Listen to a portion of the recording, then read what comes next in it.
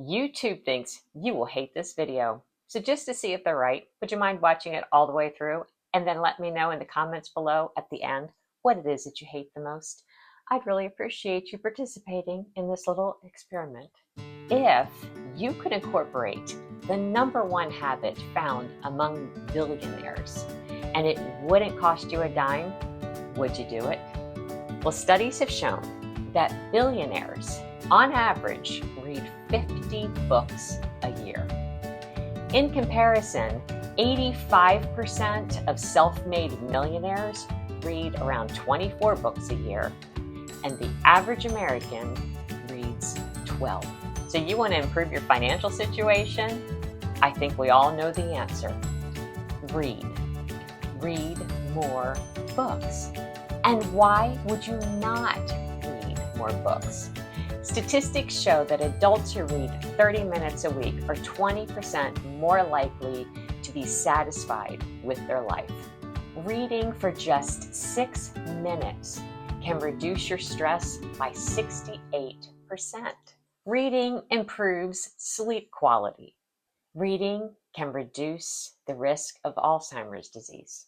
And still, only 32% of the American population reads for pleasure, and 42% of college graduates never read another book after they graduate.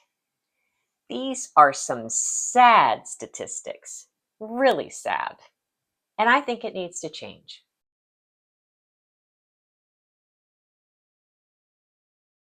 And reading is more than just books. Even Warren Buffett, who reads 5 to 6 hours a day, spends much of that time reading multiple newspapers. So it's not just about books. I spend a lot of time reading reports and articles and resources that help me in my life and in the things that I'm doing. So it's not just all about books, but nothing can replace a book for me. I love books. I love the smell and the pages, and I like writing and underlining and making them mine. So I'm not a good person to borrow books from the library, but I love books. But as I was reviewing my book list this year, something became very clear to me. I got a little off track in some areas, and then I also found myself protecting myself in other areas. So after years and years of having to read health books, I found I read 0 health books this year. And I want to change that a little bit in the coming year and get back on track with studying things that would help me grow and be better where I am now in life. And I think I can do that without too much PTSD now. The other thing is, because I'm writing a novel, I have started reading novels regularly. And novels used to be a novelty to me, and I only read them when I traveled, when I was on vacation, or at Christmas time. So that kind of replaced what I was using that time for, which was reading spiritual growth books. And I think that's really important, and I don't like that that has fallen out of my normal reading habit. Now, every day I read my Bible. Every day I read morning and evening devotions by Charles Spurgeon. If you've never used that devotion, it is the best devotion ever. It's new every time you read it. I've read it for years and it's still new to me. But I really believe in reading good, theologically sound books that help you grow in your faith. So I want to make sure that I find time for that this year. But for now, I'm going to share with you most of the books that I read in the last year. I forgot some of them, and I put some away on the shelf, and now I can't find them, and I can't remember what I read. But I have most of them, and I'm going to share with you what they were, why I read them, and a lesson that I learned from each one, starting with The Inner Game of Tennis.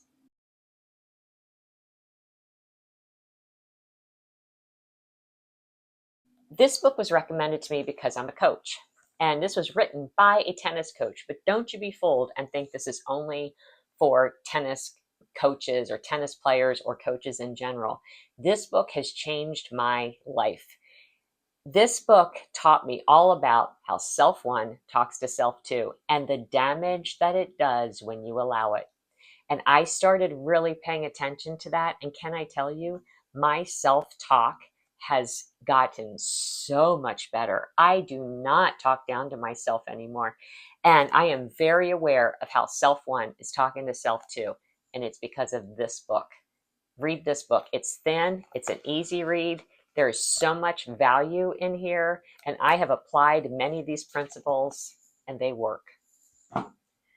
Next, 10 times is easier than 2 times. This is a book that I was sad to finish. I got a lot out of this book, but the most important things I got out of it were the questions. If you've watched my video on the ear theory, I'll put that right there. This is the book that I got the questions out of that I ask myself every 3 months. And the other thing I learned from this is I can accomplish more than I thought, and I can do it in less time. And I also learned the importance of outsourcing. And no worries, I will list all of these books in the description below. The next one, The Psychology of Money. This book should be required reading in high school. This is another one I was sad to finish, and I got so much value out of it. But the main thing I got out of it was a better understanding of why I view money the way that I do. This book was life-changing for me when it comes to money. Highly, highly, highly recommend it. One of the novels I read this year is Run, Rose, Run. Now, I bought this last year from my trip to Nashville, never read it then, and then got to it finally this year. And of course, I love anything associated with Nashville because I love Nashville. But I was really impressed with the collaboration between Dolly Parton and James Patterson in this. They really brought Nashville alive to me as a reader. And this book just reminded me to never give up on your dreams. And I loved it. Why Some Positive Thinkers Get Powerful Results by Norman Vincent Peale. My mother gave me this very book. She inscribed it to me years ago, September 27th of 1987. And I love this book. I probably read it about every 5 years. And this book changed my life. It was this book that made me want to motivate. It made me want to help people and improve the world and be a more positive person. I love this book for so many reasons, but I love that my mother thought to give it to me and that she inscribed it to me, and it is one of my greatest treasures. So, love that one. Storyworthy by Matthew Dix. This guy, he's phenomenal, first of all. He made me want to be a better storyteller, and I still do the homework for life that he assigns in here. And I started it in February, and I've continued every single day since. And he just makes me want to learn how to tell a better story. And the book is phenomenal. If you're a creative person especially, highly recommend this. I've been missing my mom a lot this year. So my mom loved Jan Karen. And when I was in the throes of young childhood with kids and all, and my budget was very tight, my mom would buy Jan Karen's books every time they came out. She would read them, and then she would mail them to me to read, and then we would discuss them. And so I have a soft spot in my heart for Jan Karen. And so I read Home from Holly Springs, and this was a great read. And it was just a reminder that there is power in going home, and there is redemption to be found there. And it was just a beautiful story, even when things don't work out the way you think they will. The Magic of Thinking Big is another book that I have read multiple times throughout my life because I love positive thinking books. And this book, again, was amazing for me. And the The main thing it reminded me of is, first of all, not to give up on my dreams, but secondly, to focus on the little things. Like don't overlook the little things, and a lot of little things added up comes out to a big thing. So this book inspired me to keep going and to focus on the little things and keep growing. Obviously, really missing my mom, another Jan Karen book. And this one was In the Company of Others. And this one was all about forgiveness. And it also reminded me how much I want to go to Ireland, and I still have not gone to Ireland. So I need to go to Ireland. But I loved this book. It was a really, really easy read. This next book totally turned my life upside down, backwards, over, flipping everywhere. And at first it was really hard, and then it got really amazing. And that's Daring Greatly. Daring Greatly taught me that you can't be afraid to ask the hard questions, and then you need to stop and listen to the hard answers, even if they aren't what you want to hear. And there is so much growth to come from that. But this book is another life-changing book. If I could buy this for everyone, I would buy this for everyone. This is a must-read. Another novel I read was All the Light We Cannot See. I read this one because I knew Netflix was coming out with a mini-series about it, and I'm one of those sticklers about you have to read the book before you can watch the movie. So I did, and this was a phenomenal book. And the main lesson I got from it is that even in the ugliness of war, there is still beautiful things to be found. And I've always tried to view life that way. But I have to say, I'm still correct. The book is still always better. And Netflix, what were you thinking when you did that series? Why did you change so many important aspects of the book? I don't understand. Stop it. The next one, Start with the Why, by Simon Sinek. And this book, I have to say, I didn't get out of it what I went into it looking for. But I did get out of it the importance of focusing on your why, not forgetting your why, being very clear on your why, because when things get hard, and things always get hard, it's good to remember your why. Your why is what keeps you going. But the thing I enjoyed the most about the book was all the stories of businesses and successful business people who were so clear on their why that they created greatness. So I enjoyed that. It was a great book. Next, The Coaching Habit. I'm a coach. Of course, I read The Coaching Habit. But this book is really great for coaches, for human resources people, for managers, business owners, anyone who has employees that are human, that will mess up, that will have life challenges and problems they have to deal with outside of work and inside of work. And it helps you just to know the right questions to ask. And so this was a really, really beneficial book, and I highly recommend it. Whoops. Next, The Millionaire Fast Lane. I had a hard time getting into this book, I have to admit. But once I got into it, I have really enjoyed it.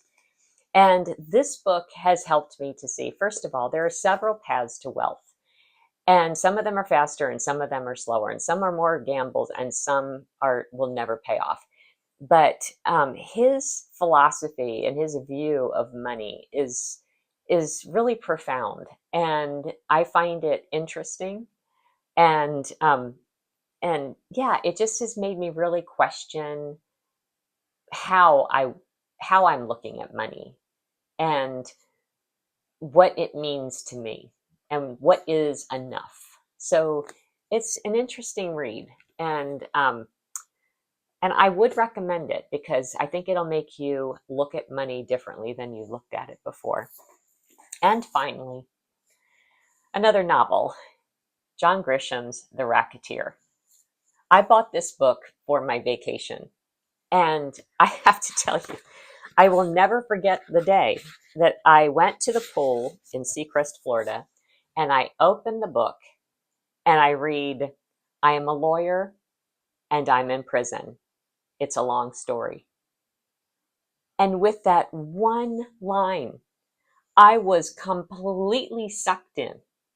And John Grisham just has a way of doing that. And the thing that I really liked about this book is that his storytelling is superb. We all know that about John Grisham. But he gets you thinking about real life problems. Like in this story, it's making me really think a lot about how many innocent people are in jail. And I love the fact that he wrote this to entertain, but he's making me think about social issues. So I think that's really valuable. So that is most of my list of books that I read in the last year. My goal for the coming year is to read 30 books. And I have some of those already stacked up and ready to go. But I would love to hear your recommendations. What books do you think I should read in the coming year? What novels are your favorite? Because I'm still researching novels for writing mine. And I would just love to know your recommendations. And were you interested in this video? Was YouTube wrong? Because, well, I guess I'll know by the numbers, but I just thought it was an interesting video. Maybe YouTube's right. We'll find out soon enough, especially in the comments below. So until next time, carry on.